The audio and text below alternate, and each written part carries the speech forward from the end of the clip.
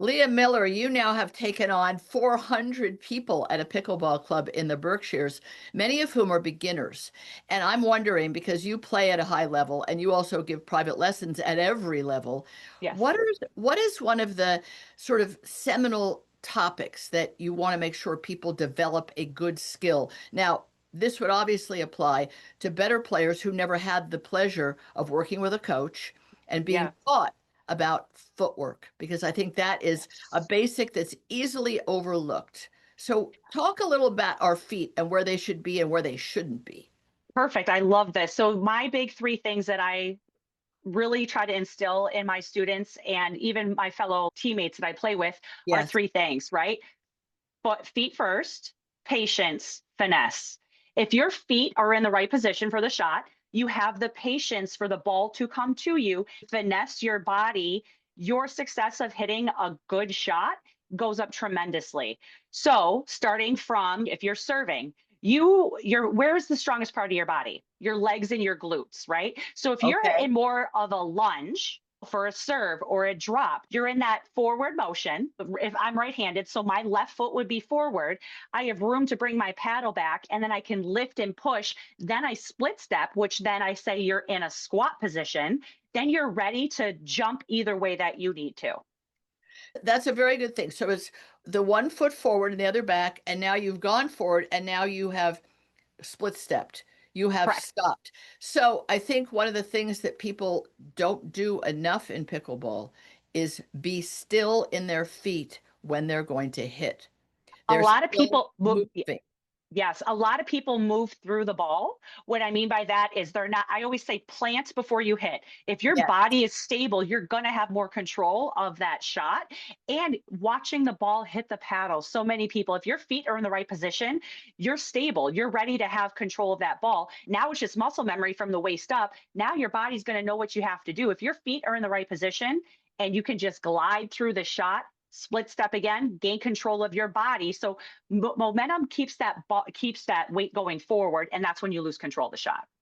I guess I think one of the things that's unusual as a sport, a dynamic sport in pickleball, is that you must have still feet when you're hitting.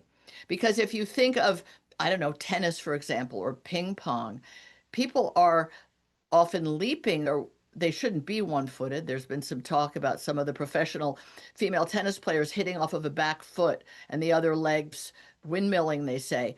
That Yeah. would never work in pickleball. But the idea, even that at a moment of contact, you're in motion. Now, you think, I want to be athletic, I want to be fluid, I want to get up to the line, but that works against you. So that footwork should be still feet when you hit. Is that something you Yes. try to drill into people? Correct. And even so, then when you get to the kitchen line, you have 10 feet of court to work with, right? A lot of us play doubles. So I think of you have 10 feet of court to work with, right? I call it sliding and gliding along the kitchen line. You want to be on the balls of your feet. And here's a lot of things. A lot of my clients are older too. And I say, "Oh, I can't get low. I can't move that fast." Then give yourself a little bit more, get a little lower so you can lift the ball. If your feet are in the right position and you're not flat footed and standing back, even that slight tilt forward allows your body to move better. I call it the Grand Canyon. When your legs are spread out like this, then we start reaching. When your feet are not in the right position, that's when we want to defend ourselves and the octopus arms come out. Oh, I love that. That's so funny. So many ideas in those comments. Yeah, So you don't want to be the Grand Canyon with your legs too far apart, but you correct. also don't want your feet close together. No, because then you're a sitting target Yes. and you can't move out of the way for the drillers. Sorry. Yes, or the bangers, The bangers. or Yep, even yep. the lobbers, because Exactly. you get stuck. So when you have gotten up to the no volley zone, the kitchen, your feet, you should be on the balls of your feet, not your heels. You should be slightly leaning forward. Your knees should probably be bent and might have to bend Slightly. more. But Yep. how far apart would it be? Hip width, shoulder width? How far apart? So me personally, I like to tell people an athletic stance. My athletic stance might be a little bit different than Ah, yours. okay. Wherever you're comfortable, where you feel like you can jump off to the other side if they go to your backhand. Or another big thing also is having a planted foot. So many people backpedal, right? So if you were going to lob me or come at me or like that ball I thought I could take out of the air, if I plant my left foot, drop my right, I'm still square to my target and I Yes. use my body weight to come back up and then I'm ready for my next shot. It's called the 1-2. You have your first shot, then you're ready for your second. And that happens because your feet are planted. Correct. And then One we is defend planted. ourselves. Yeah. Yeah. Whereas if you were in motion, you can, one way that people can, I think, see, check themselves is by looking at other people. When they've made it, the other person's made an error, whether it's your partner or someone across the net. If you have a moment to see, were their feet still? Were they planted? Yes. A lot of time they're not. So you can just say to yourself, as a way of teaching yourself to plant those feet before you make contact, that Yes. that person was in motion while Exactly. That's why one of my favorite clinics I like to do, some people I've gotten 50-50 feedback from this is I like to have 5 or 6 people in a clinic because when the 4 people are playing, the 2 on the yeah. side, I can coach them through and be like, "Hey, see how your teammate just Yes, did that?" And then yes, I'm a very visual person and I feel that's why I've been successful in my coaching is because I'm a seer, feeler, doer. I want you to be able to feel it because once you build that muscle memory and see the success of when your feet are in the right way, you don't need so much power. It's the yeah. finesse of it. It's such a cheesy and cliche thing to say, but it's satisfying when you hit a good shot and your body's in the right space. When your feet are in the right place, everything else is so much easier. That's a really good point.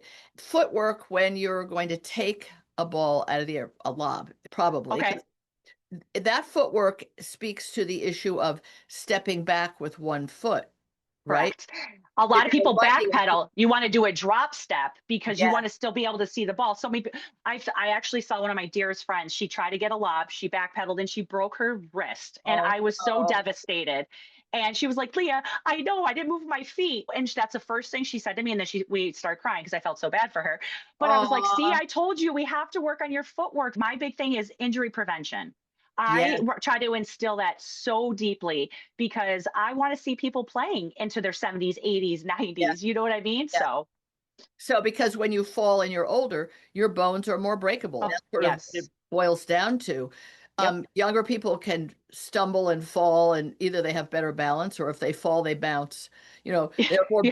bouncy when they're younger. So footwork about going back for a lob, that's one that every coach wants people to not go backwards, like stumbling backwards. They want you to pivot and Pivot. if you're righty, a step back with your right foot, correct? So you drop step, right? And Drop then you would step, yes, slide back. You would slide back. So I try to use terms that click with people because if I just right, say you got to go backwards, some people are like, "Okay, I'll do this." right. I've been very careful and cautious of the terminology that I use because what might click for you might not click for me. You know what I That's mean? So right. as a coach, it's really satisfying to see that. I say it all the time, that aha moment. Like, oh Yes, my gosh, that makes so much sense. Oh my gosh, I was in the right position. I had more time than I thought because my feet were in the right position. yeah. And you can't just scramble backwards with both feet. Nope. It just doesn't work, even though it's a small court. There's not time to, and it just doesn't work. I don't know, ergonomically or something. Just the Yeah. body isn't set up to lean all the way backwards to get it. You have to turn sideways and do that drop step. Yep. What about the crossing over of the feet? That's something Oh, you shouldn't do in tennis either, but people come yep. from tennis, we can get away with that. We Yes. were able to get away with it, and you cannot in pickleball. And again, the court's 44 by 20 feet. You don't need, it's not that big of a space. So Yeah, again, having soft knees, being on the balls of your feet, being in your athletic stance. And another big thing too is with the footwork is if you track that ball with your paddle, your brain is thinking from here to your feet then. Your feet are like, okay, I'm in the right oh, position. Now I'm ready for that ball. So it's your reaction time too. Training your feet to be in the right position is going to set you up for a better shot selection mentally and that muscle memory.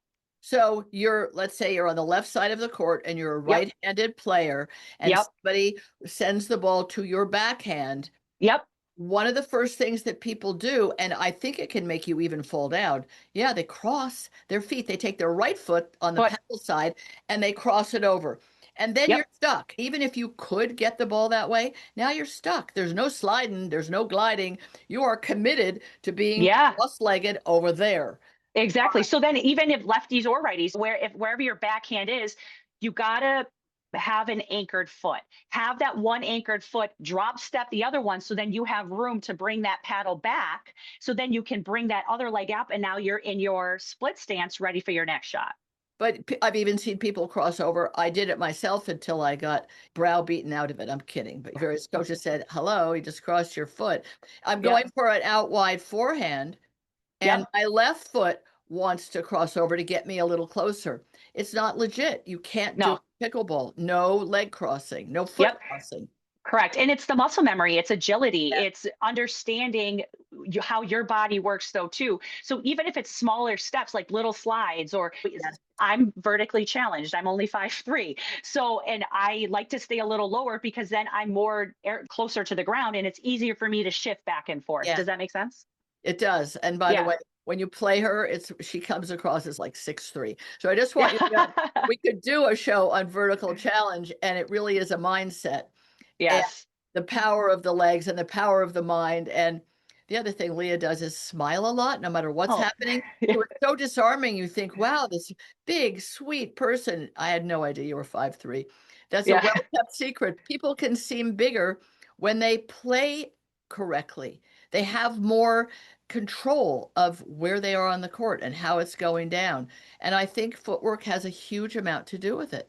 Yeah, it's one of the biggest things that I feel that I get a lot of, and I'm a very humble person, but I have some people are like, your footwork is just fun to watch. It looks like you're dancing on Oh, the court because I make it look smooth. And don't get me wrong, it's not always perfect, but I come from basketball, I come from right. volleyball, I come from Yeah. softball, being in that athletic stance and really training my feet to be in the right position. I don't like being too close to the ball. I'm not a power hitter. I'm more of the Right. finesse player.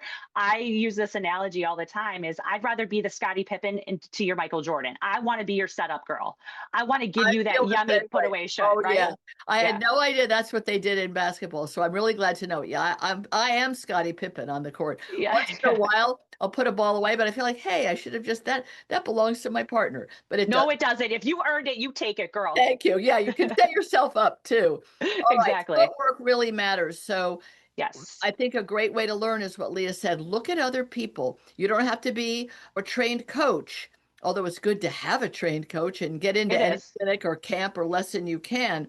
But if you notice people making an error that didn't make complete sense to you, why did that error happen? Well, it's probably the footwork.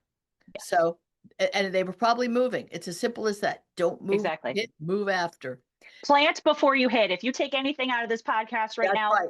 Plant. plant before you hit and make sure you're in the right, your feet are in the right place. Exactly. Thank you, Leah Miller. You're You the got best. it. Take care. Thank Bye, you. sweetie. Have a good day. And you.